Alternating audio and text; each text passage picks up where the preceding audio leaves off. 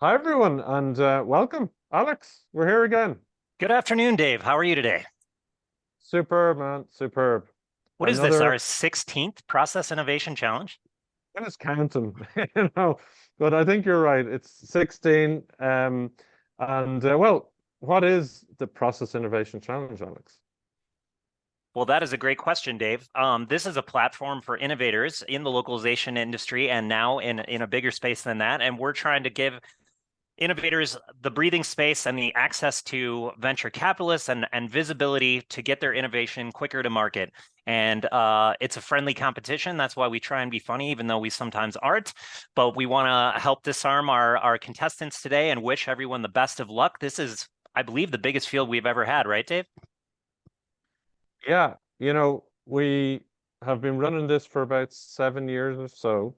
This is by far, in a way, the biggest field. We had over 30 submissions. We have 28 innovators at these preliminary rounds. There will be 3 rounds. And yeah, I mean, it's going to be big. Is it going to be beautiful? Yeah, sure. Why not? Um, we're looking forward to seeing what people want to talk about, right? The format of this is, and if you've been here before, you'll know the rules. We're going to Dublin, so we need an accent. Um, and it's basically, we call it 3cubed. So you've got 3 minutes to pitch as an innovator, 3 slides, and 3 dragons. Um, and yeah, we should speak about our dragons, Alex. Who have we got Yeah, this time around? thrilled. And we have 3 all new dragons this time around. I'd like to welcome Veronique. How are you today? Great to Good. see you. Great to be here and very nice to meet all the innovators today. Thanks for being here. Next up, we have Porik. Hi, Porik. Hey, Alex. Thanks for the invitation. Looking forward to this. Thanks for being here. And last but not least, we have Gaetan. How are you today? Hi, Alex. Hi, everyone. Excited to be here as well. And it's a fantastic time for the industry to innovate. Great. So just to give everyone a little bit of background, each of our innovators in this introductory round will actually receive feedback from our dragons as well. They're all going to write some feedback. And after each 3-minute pitch, each innovator has about 2 minutes to answer questions from the dragons today as well.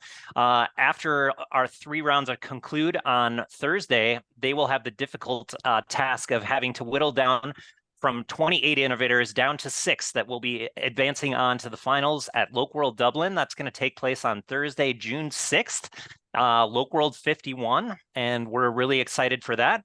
So without further ado, I think, shall we get going, Dave? We should. We absolutely should. We're not going to do any lengthy intros here. So this is who's speaking today. There's some new faces in there, some fans of the pick in there as well. Welcome, everybody, and good luck. Small talk is done. Let the pick prelims begin. First up is Olga. Should be early enough for Olga, I believe. Olga, please join us on stage. Thank you very much. It is indeed not too late in the day here. And thanks so much for having me. So let's get going. PET, or prompt engineering tool for linguists, is something that I'll be presenting today. And that's going to speak to translators' creativity and how do we make it the best experience for human in the loop, and how do we make the best of the human in the loop contribution. Next slide, please. So what are we dealing with? Yes, data scientists are fantastic at prompt engineering, but do they speak all of the world's 7,164 languages? And the answer is no. What also is true is we cannot really generalize between LLM performance in different languages, different language families, cultures, and content types. I still get very, very strange things in my mother tongue. So I wish I could be that validator in the loop. We want to get the best performance possible for different global content tasks. And LLMs are now used for a variety of tasks: translation, automated post-editing. How do we make sure that linguists get a place in that equation? And how to get the best performance across different languages? The answer is power to human, power to linguists. Lead the revolution of prompting. Next slide. Excellent. So Smartling pet in action. I have a little picture of a pet in the corner. So what do? We provide translators with an interface with work surface where they can actually work on prompts and iterate on these prompts. They can also see the results. And as you can see, they can give it thumbs up and thumbs down. We talk a lot in the industry about persona-based translation. So here's an example of persona-based translation prompt. Initial prompt is indeed created by data scientists. So are the placeholders. So it's easy on the translator. We don't expect every translator to be data scientist. The linguist iterates and captures top performance. We also can gather the metadata with these thumbs up and thumbs down. Next. I'm trying my ultimate best to speak as quickly as possible. We also know that LLMs shine in the automated post-editing space. So here is another thing that comes up in the industry a lot. Formality, formal to informal. What do we get? Initial machine translation output being trained, untrained, and then transformation with large language model. Again, we have thumbs up, thumbs down, but also we capture as to what did LLM do right? What did LLM do wrong? Again, same iterating until the translator is happy. You have not seen this error before, fine. You have a comment field for that. So the translator is a part of the process, contributes to the workflow, and we benefit from diverse background of our linguists. Next. Excellent. What does it mean? Evolution from translator linguists to content engineers. Translators transforming into more creative art form. And we really do foster creativity in language messaging, letting translators be a part of the equation, learn about large language model, and contribute to the best output possible. From translator to content engineer, and translators are really able to craft on-brand content for larger organizations through the use of generative AI. So that's my pitch. Wow, thank you very much, Olga. Very smooth, not rough at all. Sorry, couldn't resist. I was trying to, I did my ultimate best to speak fast, and the baseline is already pretty fast, so I hope I did fine. Brilliant. So, Pet, Dragons, do we have a question for Olga? I have one. Olga, how long does it take to train translators to use PET?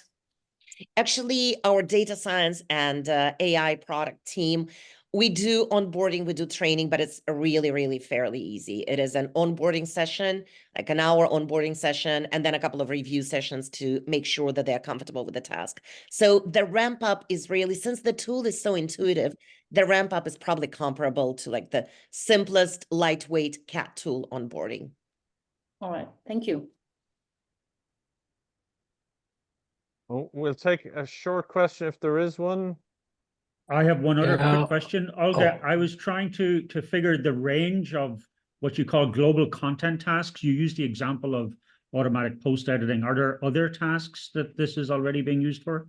Oh yeah, translation itself, right? Like persona-based translation was actually translation. Then there is APE for automated post editing, in this case, full formality. We are working, and we don't have it, I'll be honest, we don't have it now. It's the same for quality estimation, right? For quality estimation prompting, but that would require some tweaks to the tool. But in general, going forward, we're looking pretty much at all the tasks that LLM will or are being used for. Right now, we focus on text-based tasks, which either are LLM as a starting point or LLM as a transformation agent. And then, as I said, going forward in very, very immediate future, quality estimation. And these are the main like touch points for AI, Gen AI in our workflow right now. But will we expand those?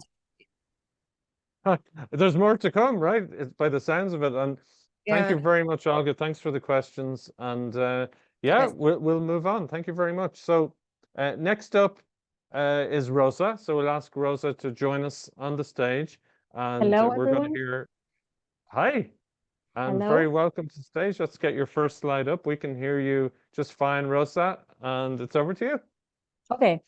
Hello, everyone. My name is Rosa Maria Pradas, and I come from LocalizationLab. Today, I will talk to you about a new internationalization tool that we have designed. My love for languages began when I was a teenager, and I visited the United Nations in New York. 10 years ago, I co-founded my own language services company, LocalizationLab. Our mission is to help our clients communicate with their clients all over the world. And we do that in a kind, professional, and innovative way. Next slide. Before we start, let's see two definitions. Internationalization is the process of designing a product or service so that it can be properly localized.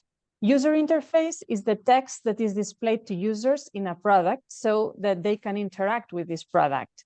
Localization is often seen as an afterthought once the product has already been created. Next slide, please. The current situation is that the user interface is usually written in English by non-native speakers, developers that are not UX experts, and there are several stakeholders adding strings to the UI. This situation generates several problems.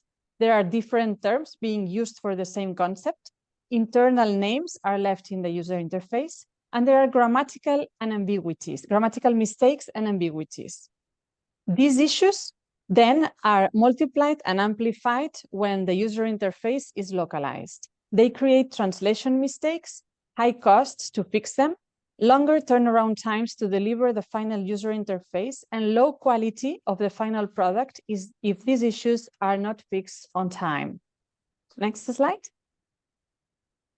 In order to solve this, we have designed a web-based tool to internationalize the user interface before it's localized. How? By doing some checks while the strings are being created in English for the first time. This tool will be checking ambiguities, grammatical mistakes, if there are abbreviations or acronyms that are not recommended, the length of the strings, if there are internal names, and it will make sure that the same terminology is being used for the same concepts. It will also check if there is information needed, like context or description, so that it can be properly localized. If a product is properly internationalized and the source is 100% correct, localization will be easier, cheaper, and it will take less time. Thank you. Muchas gracias, Rosa Maria. Great. So Dragons, have you got a question for Rosa Maria in Espanol or in English? En español, muy difícil. Thanks for a great presentation. I'm curious if you have quantified the potential cost and time savings for localization teams using the tool. Would you be able to yes, give so a we rough estimate haven't. on that? It depends on the volume of the user interface strings that the customers have. It depends. We have different customers, so. But indeed, the costs will be lower if the English is internationalized properly. I cannot give you an amount. Sorry, I haven't thought of that. Thank you. I have a quick one. So Rosa, internationalization as a topic in the kind of late 90s, early 2000s was a hot topic for many corporations. They incorporated internationalization training in their processes. In what way do you see that this is a leap forward? Isn't that something that's being a little bit revisited at this stage? We have seen that our clients have these issues. So we designed this tool in order to help our clients, and we will present it to them. Because we have seen that the real situation is that this is currently happening, that the products are not being properly internationalized. And I know that we are talking about artificial intelligence and we are like way beyond this, but the real situation that we find in the day-to-day work is that this is not happening. The problem is still there. Thank you. Yes. So we're looking for the foie gras and we don't have bread. Isn't that it? All right. So thank you very much, Rosa Maria. Really interesting stuff. And Oscar, we'll ask you to join us on stage. Another Spanish speaker. Yeah, that's me. ¿Qué tal? ¿Qué tal? Indeed. Can you guys see me? Ah, yeah, I'm right there. Brilliant. So Oscar, over to you. Okay. Here we go. So yeah, we can pass to the next one. Hi, my name is thank you. My name is Oscar. I'm CEO of Loc and Capture, and we are a DTP company specialized in video and media production. So focus on the video game industry, we team up with other LSPs to apply the translation into their final products, usually dozens of videos and images. That's why we often face projects involving hundreds of localized videos, and we have to review them. Recall a FIFA 22 campaign where we had the face of Zidane coming into the screen in all creatives, So we have to deliver almost 500 of those. We had 4 aspect ratios times 4 different durations times 28 languages. So if we do the math, that's a lot. So after a couple of hours reviewing, I wanted to go for a walk. After a day, I wanted to consider my career choices. And after 3 days of reviewing in a row, reviewing the same audio, the same images, I did not know who I was anymore. So imagine how not only the stress of spending an entire day reviewing the same video repeatedly, but also the drop in attention and the procrastination that comes with it. So it's a pain. Right now, the industry solves this problem by just involving more and more people. But imagine how hard it is to run a quality check with maybe 20 people involved to coordinate, share their thoughts in a tidy manner, gather all their comments in one document, etc. And also small companies just can afford it. So that's what fly.qc comes in. Can we go to the next screen? It's a video, so we can see how it works. Here you will see how we effortlessly add many videos for revision. Yeah. So it is, for us, it's just shocking that there was no tool on the market that lets you synchronize videos and images to check them at the same time, control them, apply comments, generate quality reports. So yeah, out of necessity, we decided to create it, and now it saves up to 80% of the time that we used to spend in that task. So now we have more time, we are happier, more focused, more sharp, more efficient in the end. This 80% of the time. I'm not exaggerating at all. So we have many cool extras, such as multiple grids for TV broadcasting, comparison between assets, collaborative sessions, and many other extremely useful features. And also, this is the tool, this is the one and only that lets you do a multiple quality check, including generating reports in just one platform. And we patented it. So to wrap this up, this is not just another cool reviewing tool, it is also a complete redesign of an old and very expensive workflow. So thank you. But we can go to the next screen, to the next one, because this is just the video. So three different things is works offline, so it's completely leak-proof, and a lot of built-in cooperatives. And this is, as I said before, the only tool that lets you do this. It's patent is pending now, but it's coming. Thank you so much. Thank you, Oscar. Very interesting, very visual. Dragons, have we a question for Oscar? I have a quick question. Oscar, are people primarily reviewing the video content or the captions or subtitles or the audio track, or all of those are possible? It's completely, you can do an integral revision, because if, for example, the numbers in your path lets you go from one video to another one, from one audio to another one, sorry. Also, you can see the captions and you can review them, because you can put one as the reference and go and compare one-to-one revision. It has many, many features, and yeah, we take care of every aspect of the video. Thank you. Great. Well, thank you, Oscar. We'll move on to our next innovator, and that's Philippe. So Philippe, we'll ask you to join us on stage, please. Sure. Thank you. Hi, everyone. My name is Philippe Cao, and I'm managing overall operations at FairLoc. And today I'm actually calling you from Korea to present on easyLT. So when it comes to apps and software, all professionals know that a product should not be released without testing. And it's actually applicable to localization, multilingual localization products. Yet there are still a significant volume of multilingual apps and software that are released without any testing, and it actually impacts the overall user experience because there are issues in it. Next. In fact, a survey a few years ago from CSA revealed that 37% of companies surveyed said that localization mistakes have delayed their product launch. Unfortunately, localization testing is perceived as very cumbersome. It is resource intensive, as it requires to coordinate with several stakeholders, such as project team, UX, testers, and many more. And it is also very time consuming, as testers have to check across multiple localization assets, making it very difficult to work with high productivity and obviously generating a high cost.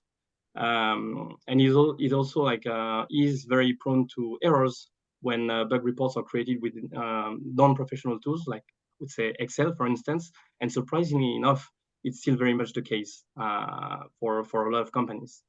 Those are actually real feedback we collected from our customers when discussing about localization quality. And following these discussions, we decided to create easyLT. Next, please. So easyLT's main purpose is to create a localization testing platform that is easy to use and centralizes all testing assets within a single platform to bring the testers' productivity to the max. Within the platform, as you can see, you can visualize the source and the source and target screenshots.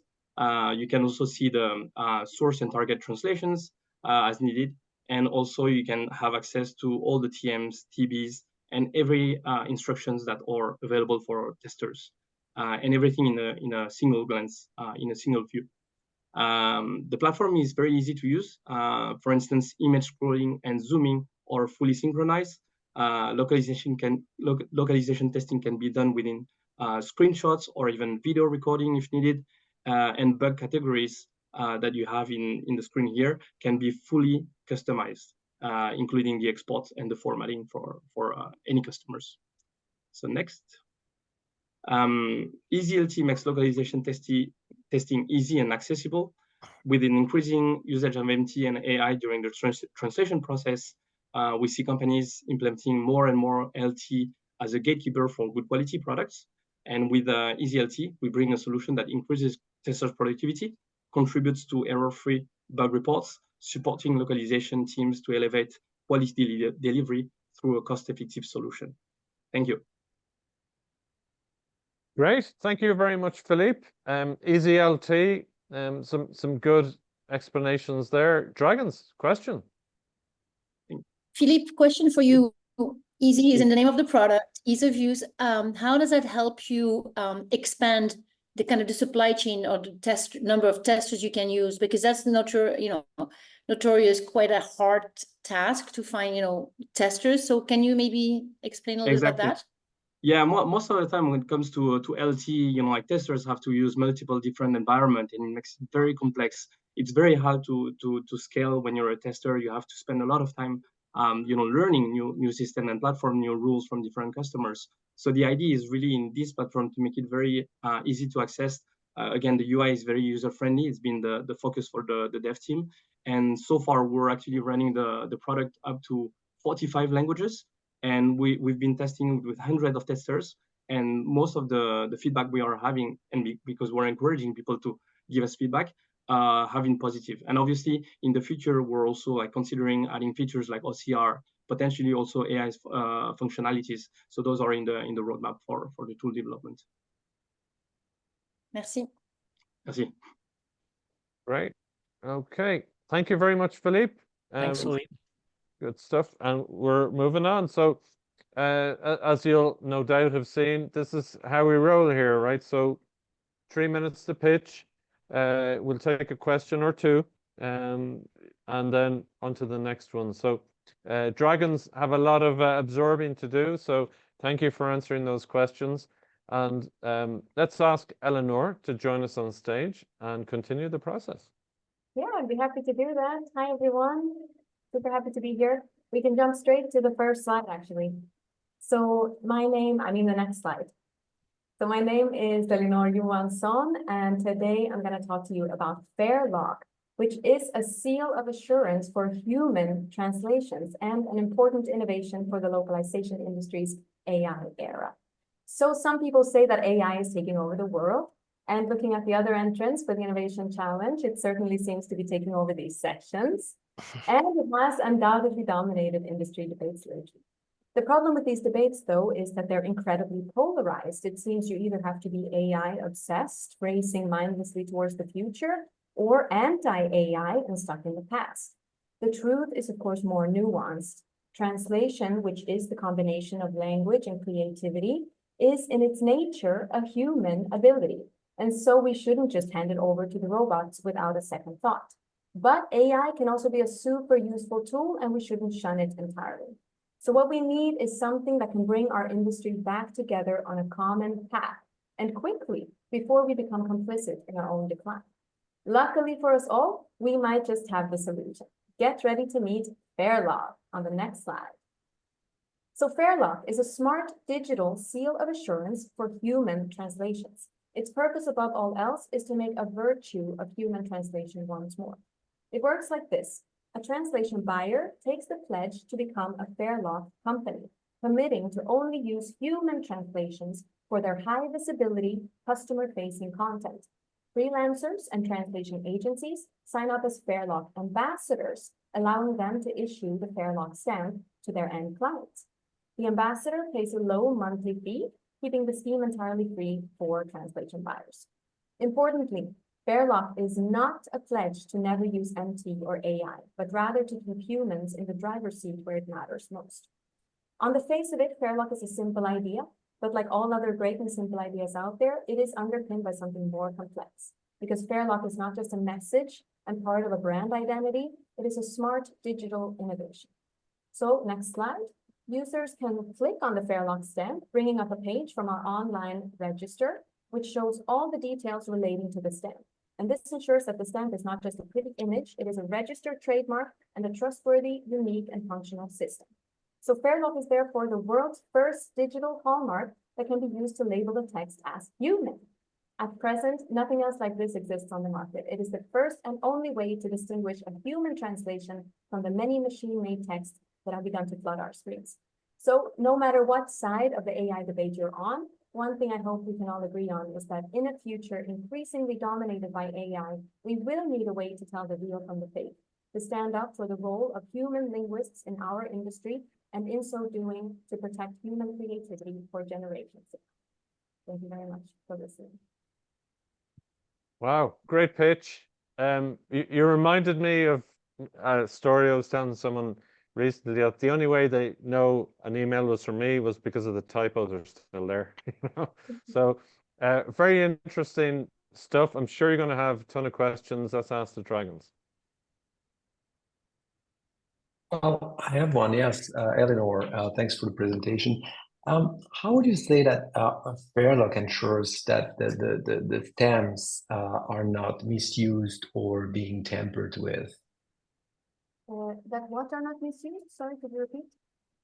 How do you ensure that the stamps are not either misused or tampered with? Sure. What's the technology behind that? Yeah, that's a really good question. We have multiple mechanisms in place to ensure that the stamp is not abused. For example, we always supply the stamp via an ambassador who, in signing the cooperation agreement with FairLoc, agrees to monitor usage of the stamp and alert us in case of any suspected misuse. And perhaps the strongest layer of assurance against misuse is the FairLoc declaration, which is signed by FairLoc companies.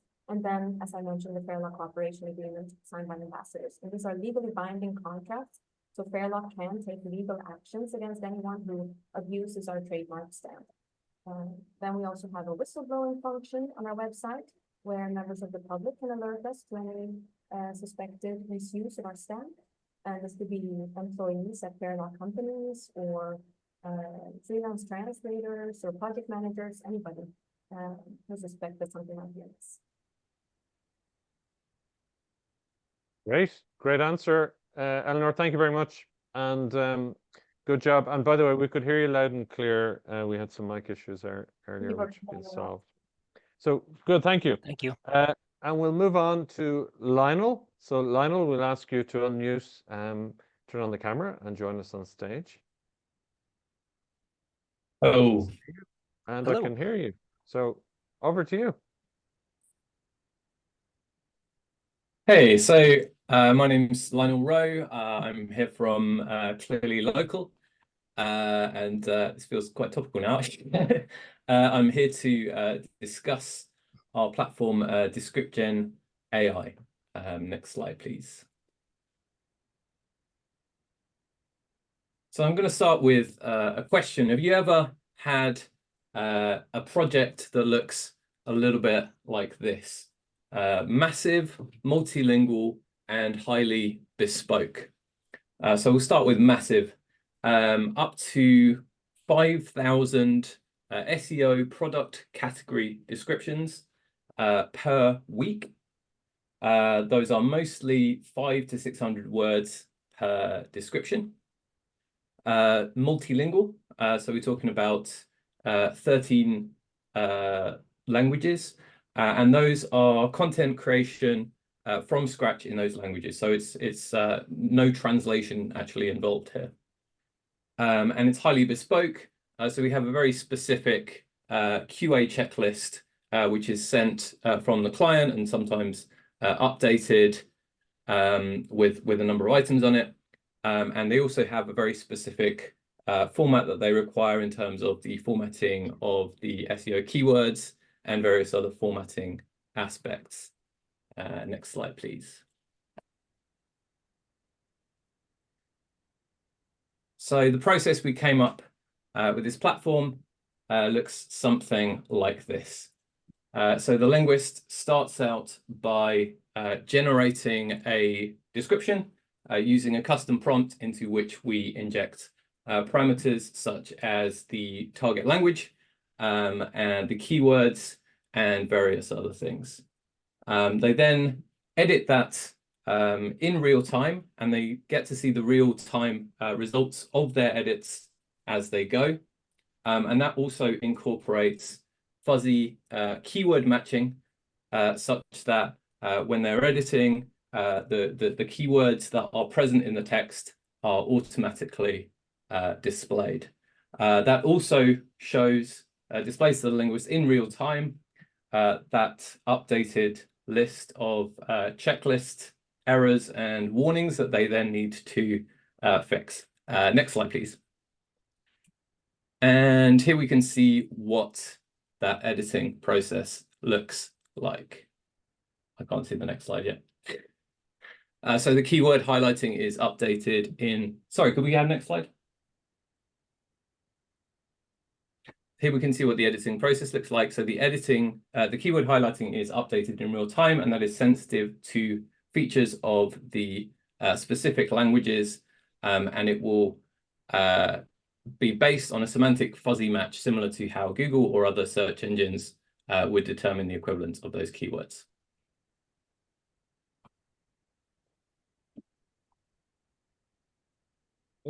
Okay, thank you, Lionel. And let me just check. Alex, was that slide showing correctly? Do we need to go back and show it again? You're muted, Alex. Yes, I believe it was showing. Lionel, I gave you a little extra time because of the slide issue too, but did it display correctly for you then? I'm now seeing the correct last slide. Okay. It was up. It was already up when you were saying it, so maybe there was a delay on your end, but I think we did all see it. Dragons, did you see it? Great. Yeah, I Yes. think it was in sync for us. Okay. Well, keep it in sync. Do you have a question, Pork? Well, just from the first slide, it seems, Lionel, you had a very particular use case that prompted you to develop this tool. How much more broadly applicable do you think this is to other content types or use cases? So this was, yeah, as you say, it was very specifically developed for this large volume project that we had. I think the platform itself, because of its highly bespoke nature that we built to support this specific project, it's not something that you can then use as a drop-in on completely different types of project. What it is though is something that we've kind of modularized, and so certainly different aspects of the functionality, the semantic keyword matching, for example, the prompt injection, the checklists and various aspects of that are certainly something that we'll be looking to employ in future projects as well. Okay, thank you. Great. Thank you very much, Lionel. Nice job. And off we go again. Thanks. And next up, we'll ask Jingyu to join us. And let me just check, are they here? Yep. Hello. Hi, Hello. You're very welcome. And it's over to you if we just get the slides right. Yes, so please start when you're ready. Hello everyone, my name is Jingyu, and today I will focus on very specific, customized small step in terms of innovation in our day-to-day work process and analyst for our gaming localization process. Next slide, please. We have a pain point in the current process. I guess it's existing in many client side as well. We receive a massive feedback from internal stakeholders and has an opinion about the translation quality. It could be preferential, it could not be preferential. But the pain point here is, as a loc PM, we cannot identify all the feedbacks because we are not have 100 language abilities. So the classic solution here is on the left side of the square. We log all the feedbacks to a classic Excel linguistic bug tracker and then pass it to a language service provider for validation. And then after they verify there is the bugs and they implement the solution. Could be accepted or modified or like rejected. And then here we would like to propose a new process with innovation with the help about the new shining ChatGPT bot. From the beginning, around beginning of this year, King, like company-wide, starting to have the enterprise plan about the ChatGPT that give us an opportunity to import and train the bot using internal reference materials. And so with this new process, so King PM would like to be able to verify risk language issues first, and with the help from the GPT, and then decide if this bug is really need to pass to the LSP, or maybe we can just take a decision internally. Next slide, please. The objectives for the GPT is we would need the GPT tell us the proposed new text really align with all the King style guide, glossaries, and UI character limits, and some specific guideline like inclusive language guidelines. It's really specified only for King content. And the prompt can be implemented as part of Jira, also helping maybe stakeholders to filter and let them realize is it really worth to raise as a bug or not. On this pie chart, you can see this is a certain period. We got almost half bugs being raised by King internal stakeholders. And the right is one example we will being raised by the Swedish internal speakers. Next slide, please. Yeah, so this is the instruction we wrote to the GPT. And a few trials and some small samples of the outcome. If you click, you will see what the GPT tells us. And it actually gives us very clear, like the not contain the entries of the magic shuffler, or basically we can see this suggestion is valid, and then we can decide whether or not to pass it to the LSP. So this is yeah. So, sorry, Jingyu, for cutting across you. We're on time. So just to give you time to have a question, we'll ask a dragon to ask a question. I have a quick one. So as I understand it, your idea is to train a GPT with your own data to specialize in this, but your pilot uses ChatGPT just to test. So based on the results of your pilot with ChatGPT, do you still intend to go ahead and train your own GPTs? Yeah, we have this like a ChatGPT enterprise model. Then there you can explore GPTs, which means you can customize your own GPT bot. So this is one of you can think about. We give it a name called the language ticket analyst, and it's a kind of training model you can feed in with the data and to evolving to make it more advanced a GPT bot. Yes. Any questions? No, that's what we've time for. And Jingyu, thank you very much. Interesting stuff. Thank you, Porrick. And we're going to move on. It's non-stop here, as some of you are finding out for the first time, but for us, that's the way it rolls. We'll ask Nicolas to unmute, turn the cam on and join us. Hi, Nicolas. Can you hear us Hi. okay? Yes, I'm here. Hi, everyone. I'm Nicolas, and today I'll tell you about how we built our UX localization process at Trendyol. So we're an e-commerce company, and we went from Turkish only into 11 languages now. And in the last 6 months alone, we launched 7 new languages in about a month. Next slide, please. So we're a big company, but we started in earnest. Sorry, next slide again. Yes, thank you. So we localize into English and German using G-Sheets only, with all the issues that you can imagine. A lot of them turn out to be mostly organizational, lack of ownership, or just not being able to update the content directly because we're such a big organization. And the first things we did to solve this was, of course, to move into a TMS so we can sync directly with our front-end repositories and also integrate with our design tools that are owned by a separate team. Next slide, please. Now, fast forward to the present.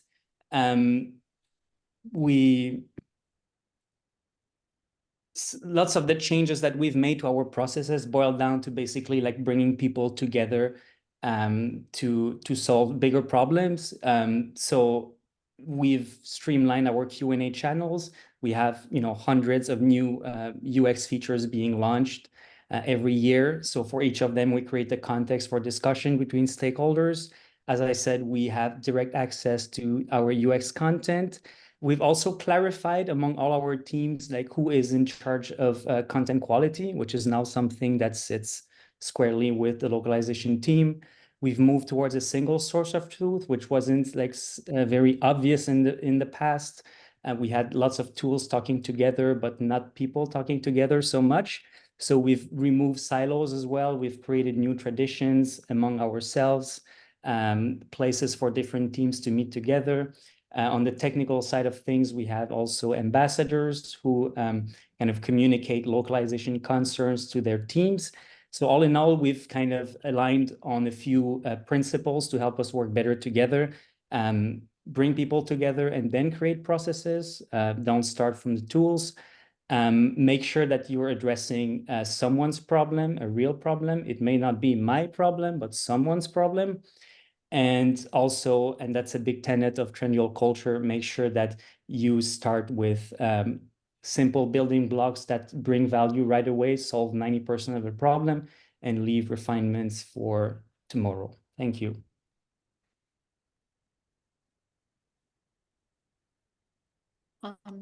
Dave, you're muted still. Thanks, Nicolas. Go ahead, Veronique. Quick question, Nicolas.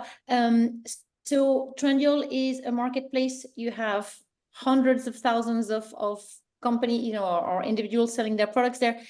Are you looking also at streamlining this? And I'm thinking product descriptions and so on and so forth, multiply by number of languages that you support? Yes, there's a lot of work ongoing there, which would be several talks all in itself. But yes, the catalog itself, is a content type that has its very unique requirements. So we have some experiments going on in there around improving or moderating the source content before we localize, detecting content that should never go live on a local per local basis. A lot of that is handled via different systems from those we use to handle UX localization. Thank you, Veronique. We'll take one more question for Nicolas. Yeah, then I have one. Yes, Nicolas. Thank you. Have you quantified like the business value of the innovation in terms of, I don't know, either faster delivery or error reduction or cost savings in any way? Yes, so it's hard to pin down. We've done some comparisons between our initial launches for English and German with later launches that we have done more recently in Eastern Europe.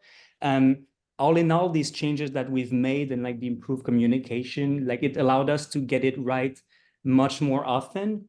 You know, how much exactly this quantifies in better performance, it's really hard to pin this down, but we did notice in the locals that we had a much quicker, let's say, like adoption among our users versus, let's say, Germany, where we had this very imperfect process where our first version of the UX experience was really challenging for the users. Thank you. Yes.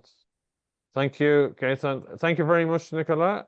And you're off the stage now, and we will move on. And this is last of today's. So Szymon, I see you're ready there. We'll just ask you to unmute and we'll get you moving. Yes, I'm ready. We can hear you fine. Over to you. Great. So hello, my name is Szymon. I'm a linguistic AI specialist at XDM. Very much thank you for having me. So let's jump straight to the next slide. So in XDM, we constantly strive to assist our customers in improving the quality of translations. Such quality evaluation is actually not an easy task. What are the possible solutions here? We can match the source target with target tokens, compare lengths, terminology usage, check grammar and spelling. But what if there is a case like the one shown here? Just one or two words can drastically change the meaning of the translation. It's very hard to detect using the methods I mentioned earlier and the methods we are actually using so far. But these are the cases our customers want us to detect. So we need some tool that will capture the true meaning, the essence of the sentence. But before I explain our solution, next slide, please. Let me quickly explain what embedding means, because this will be crucial here. So quickly saying, embedding is a numeric representation of a words in some space. Let's imagine a 3D space like here with three abstract features.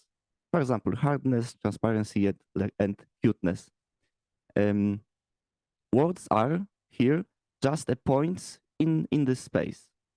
Here, of course, for the sake of showing it on the slide, it's limited to just three-dimensional space. But in real life, there can be hundreds or thousands of such features. And we don't actually know the features. The algorithm learns them. In classic word embeddings, for each language, we have a different multidimensional space. So next slide, please. Now, imagine doing the same thing, but at the whole sentence level. Additionally, one multidimensional space will be shared between two languages, ensuring that the semantically similar sentences remain in close proximity. So during the translation quality evaluation, we calculate the distance between two sentences. This method does not check for grammar correctness. We have other tools for that, but captures the true meaning of the sentence very well.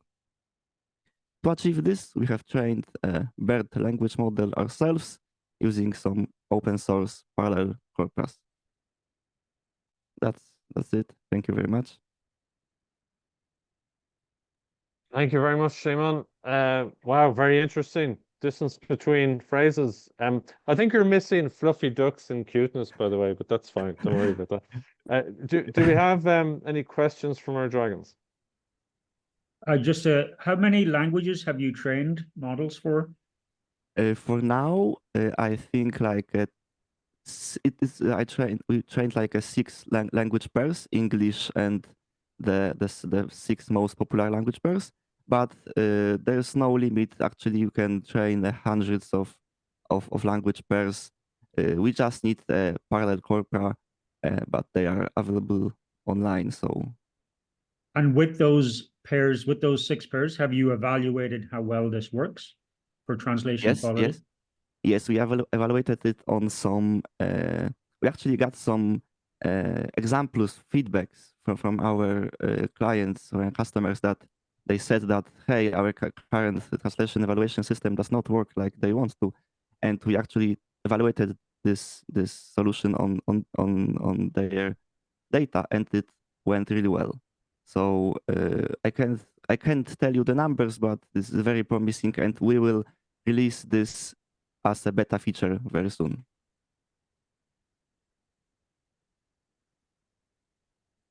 Thank you. Great. We'll take one more question if there is one. Any metrics yet, initial metrics in terms of productivity gains, Szymon? We don't have such metrics yet, but I think we will think about them. Thank you.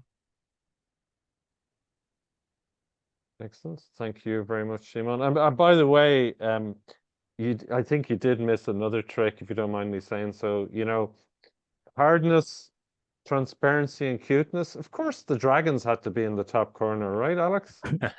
Exactly. There you go. So thank you very much, Szymon. Well done. And well done to everybody today. Really great job.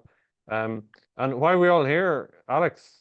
Yeah, so we'd like to invite everyone. Obviously, the final round of this 16th Process Innovation Challenge will take place on Thursday, June 6th in Dublin, Ireland. You do have to be registered for LocWorld51 Conference to see that final round. This is our first time with 3 preliminary rounds. I think it was good that we split it. If we had 14 innovators in one round, it'd probably be too much. So we invite you all to join us back tomorrow at the same time. Again, that's 3 p.m. Dublin time, 4 p.m. Central European time. We'll do a second round. We have 9 more innovators, and then on Thursday we have 10 more. So yeah, Dave, what a great start, huh? Well, absolutely. You know, just we're shuffling through the list there, but you can find that out on the website. And you know, well done again, innovators. Really great job. It's tough, you know, for people who haven't done it. It's 3 minutes. That's all you have to get your whole idea out there. So well done to you all. Dragons, thank you, and we'll see you at the next session tomorrow. Yeah, and the recording of this session will be published within an hour or two. We'll do the same for the next 2, so you can go back and watch again. But good luck to our dragons, who will have the tough challenge of figuring out who advances to the final. So on behalf of everyone at LocWorld, thanks for joining us today, and have a great day, everyone. Brilliant. Thank you so much. Thank you. Bye-bye. Thank you. Bye. Thank you. Bye. Goodbye. Bye.